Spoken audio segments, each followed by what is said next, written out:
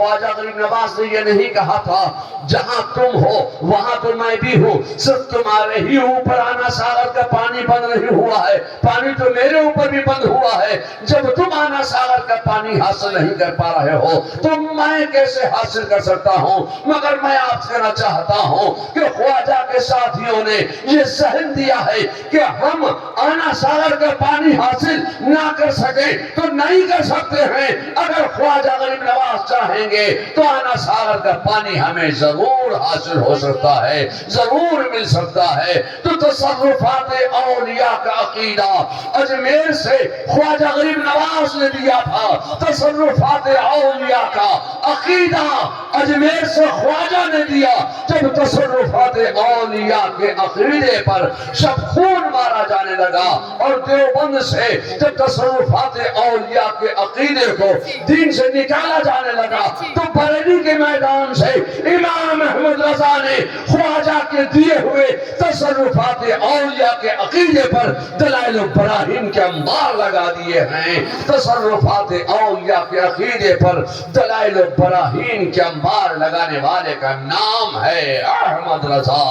اب میں آپ سے کہنا چاہتا ہوں کہ خواجہ نے اپنے خیمے میں نگاہ دوڑائی، دیکھا ایک سوکھا ہوا کٹورا نظر آیا، ایک سوکھا ہوا چھاگل نظر آیا، اپنے مرید کو دیا، اپنے غلام کو دیا، اپنے چاہنے والے کو دیا اور اتنا کہا کہ جاؤ آنا ساغر سے تم اتنا کہہ دینا کہ تجھے خواجہ نے بلایا ہے۔ میں سوچنے لگا یا اللہ، خواجہ غریب نواز نے مسکرا کر کس انداز سے کہا تھا کہ جا کر اتنا کہہ دو کہ تجھے خواجہ نے بلایا ہے۔ خواجہ کے مرید نے آنا ساغر کے سامنے کھڑے ہو کر کٹورا دکھا کر اتنا ہی تو کہا تھا، اے آنا ساغر تجھے خواجہ نے بلایا ہے۔ اتنا سننا تھا کہ آنا ساغر میں ایک لہر پیدا ہوئی، آنا ساغر سوکھتا چلا گیا اور خواجہ کے کٹورے میں جمع ہوتا چلا گیا۔ اور میں آپ سے کہنا چاہتا ہوں کہ صرف آنا ساغر کا پانی ہی سوکھ کر خواجہ کے کٹورے میں جمع نہیں ہوا تھا، اجمیر کی دھرتی پر جتنا کنٹینرز میں پانی اسٹور کر کے رکھا گیا تھا، جتنا پانی سخاووں میں بھر کر رکھا گیا تھا، وہ سارا کا سارا پانی سوکھ کر خواجہ کے کٹورے میں جمع ہوتا چلا گیا۔ اب میں آپ سے کہنا چاہتا ہوں کہ صرف اجمیر کا پانی ہی سوکھ کر خواجہ کے کٹورے میں جمع نہیں ہوا تھا، اجمیر کی دھرتی پر جتنا گایوں، بکریوں، بھینسوں اور اونٹنیوں کو تھنوں میں جتنا دودھ تھا وہ سارا کا سارا دودھ سوکھ کر خواجہ کے کٹورے میں جمع ہوتا چلا گیا۔ لوگوں اب جب راجہ کو پانی کی ضرورت محسوس رہی تو مسلمانوں کے خواجہ کے پاس اجمیر کا راجہ حاضر ہے، اے خواجہ ہم پر کرم کر دو، ہم پر رحم کر دو، ہم پر دیا کر دو۔ اے خواجہ ہمارے فوجی پیاس سے تڑپ تڑپ کر مر رہے ہیں، دم توڑ رہے ہیں، ہمارے جانور پیاس سے تڑپ رہے ہیں، دم توڑ رہے ہیں، اے خواجہ اور رحم کر دو۔ آنا ساغر کا پانی چاہیے ہے۔ اب میں آپ سے چاہتا ہوں کہ اب راجہ مسلمانوں کے خواجہ سے پانی کے بھیک مانگ رہا ہے، تو اے لوگوں میں آپ سے کہنا چاہتا ہوں کہ خواجہ غریب نواز نے اتنی بڑی کرامت دکھائی کیوں؟ اس کا مقصد کیا تھا؟ خواجہ کرامت اس لیے دکھا رہے ہیں کہ اسلام پھیلانا ہے۔ خواجہ نے کرامت دکھائی، اسلام آگے بڑھ گیا۔ خواجہ نے کرامت دکھائی، اسلام پھیلنے لگا۔ خواجہ نے کرامت دکھائی، اسلام چمکنے لگا۔ خواجہ کرامت اس لیے دکھا رہے ہیں کہ اسلام پھیلانا ہے۔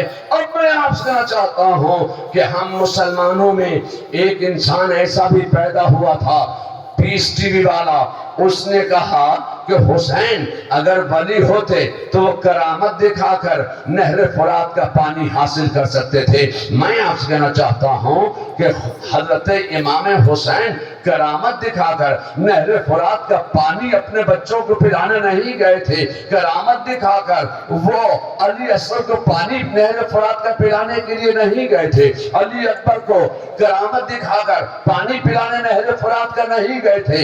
امام حسین کربلا کے میدان میں اس لیے گئے ہیں کہ اپنا لہو دے کر اسلام بچانا تھا۔ تو اے لوگوں، اسلام بچانا اور ہے، اسلام پھیلانا اور ہے۔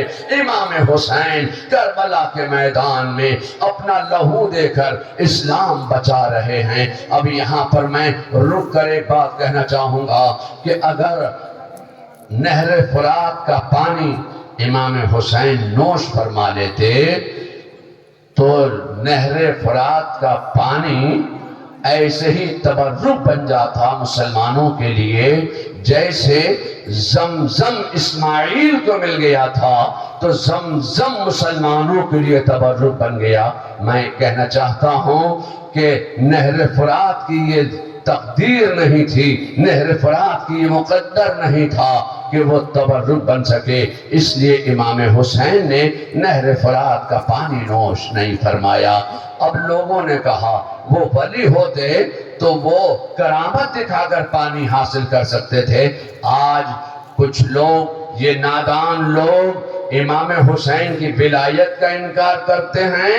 یہ ولایت وہ ہے کہ ولایت جن کے گھر کی غلام ہے، ولایت جن کے گھر سے چلی ہے، اس نے انہی کی ولایت کا انکار کیا ہے۔ جب اس نے امام حسین کی ولایت کا انکار کیا تو جانتے ہو کہ امام حسین کی مار اس کو پر کیسے پڑی ہے کہ ہندوستان میں داخل نہیں ہو سکتا ہے، ہندوستان سے وانٹڈ کر دیا گیا ہے، آج اس کی زبان پہ تالا لگا ہوا ہے۔ میں آپ سے کہنا چاہتا ہوں اے لوگوں، اسلام چلا تھا مکے کے میدان سے، پروان چڑھا تھا مدینے کے میدان سے، بچا تھا کربلا کے میدان سے، پھیلا تھا اجمیر کے میدان سے۔ خواجہ غریب نواز جب جب کرامت دکھاتے تو اسلام آگے بڑھ جاتا، جب جب کرامت دکھاتے لوگ اسلام قبول کرنا شروع کر دیتے، جب جب کرامت دکھاتے تو اسلام چمکنے لگتا۔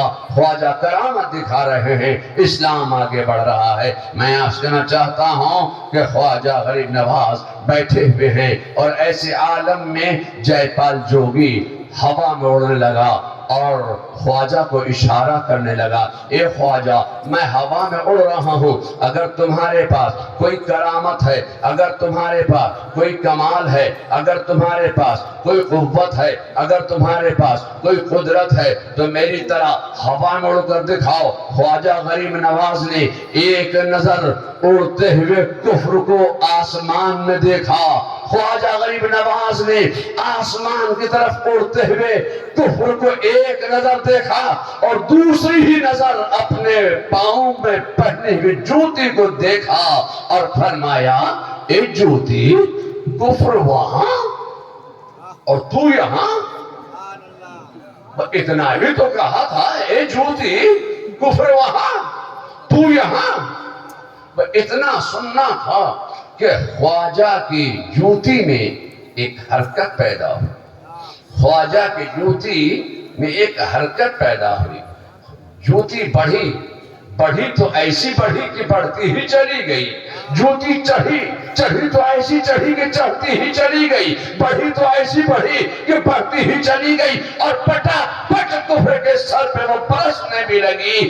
جے پال جوگی نے بھی سر اٹھا کر دیکھا تو پکار اٹھی فطرت، پکار اٹھا جوگی، پکار اٹھا نیچر، اے جوتی یہ تو بتا تجھے یہ قوت کیسے ملی، اے جوتی یہ تو بتا تجھے یہ کمال کیسے ملا، اے جوتی یہ تو بتا تجھے یہ کرامت کیسے ملی، اے جوتی یہ تو بتا تجھے یہ قدرت کیسے ملی، اے جوتی یہ تو بتا تو نے کون سی عبادت کی، اے جوتی یہ تو بتا تو نے کون سی ریاضت کی، اے جوتی یہ تو بتا تو نے کون سا سجدہ کیا۔ تو تصور کی دنیا میں جوتی نے یہی جواب دیا ہوگا، اے جوگی، میں نے کوئی عبادت نہیں کی، میں نے کوئی ریاضت نہیں کی، میں نے کوئی محنت نہیں کی، میں نے کوئی سجدہ نہیں کیا، ہاں ایک سجدہ کرنے والے اللہ کے ولی کے قدموں کو چومنے کی سعادت میں نے حاصل کی ہے، اس لیے اتنا اونچا مقام مجھے مل گیا ہے، اس لیے اتنا اونچا منصب مجھے مل گیا ہے۔ ادھر خواجہ کے ساتھی حیران ہیں، پریشان ہیں، ششدر ہیں، انگشت بدنداں ہیں اور سوچ رہے ہیں کہ آج جوگی نے ہوا میں اڑ کر اپنے تفبق کا اعلان کر دیا ہے، مگر خواجہ غریب نواز بھی یہ ذہن دے رہے ہیں، اے میرے ساتھیوں گھبرانا نہیں، لا خوف علیہم کی منزل سے گزر رہا ہوں، جہاں کفر کی آخری حیثیت ہوگی وہاں کفر کے سر پہ میرے جوتے کی پہلی ٹاپ پڑے گی۔ اور ہم نے یہ دیکھا کہ جب آسمان میں کفر پرواز کر رہا تھا تو خواجہ کی جوتی نے آسمان میں بڑھتے ہوئے کفر کو دبایا تھا، مٹایا تھا۔ تو پھر دعا کرو، آج پھر زمین میں کفر گھوم رہا ہے، آج پھر زمین میں ایک ٹکلے کے نہیں دو ٹکلوں کا کفر گھوم رہا ہے۔ تو پھر دعا کرو اللہ تعالیٰ خواجہ جیسا بندہ پھر پیدا کر دے جو زمین میں بڑھتے ہوئے کفر کو مٹا دے، زمین میں بڑھتے ہوئے پھیلتے ہوئے کفر کو دبا دے۔ اللہ تعالیٰ خواجہ جیسا بندہ پھر پیدا کرے۔ میں آپ سے کہنا چاہتا ہوں کہ اسلام چلا تھا مکے کے میدان سے، اسلام پروان چڑھا تھا مدینے کے میدان سے، اسلام بچا تھا کربلا کے میدان سے، اسلام پھیلا تھا اجمیر کے میدان سے۔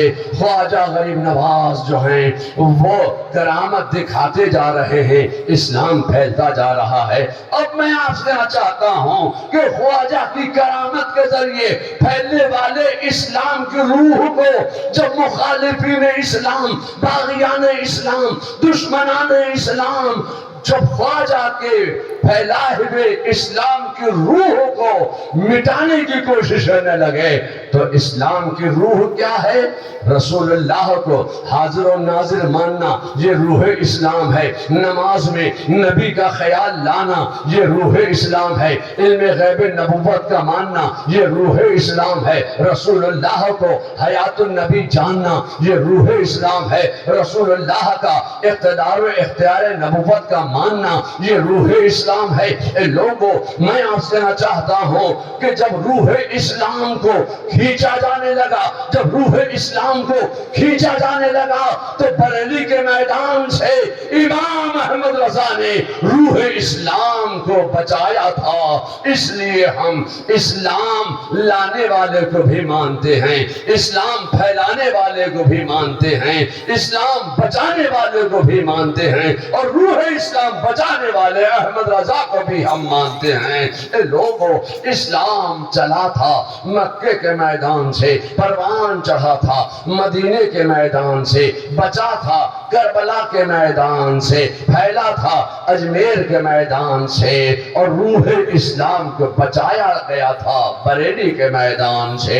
اے لوگوں میں آپ سے کہنا چاہتا ہوں کہ آج کے اس اجلاس میں ہم اور آپ سب یہاں جمع ہوئے ہیں، اللہ تعالی ہمارا اور آپ کا سب کا یہاں جمع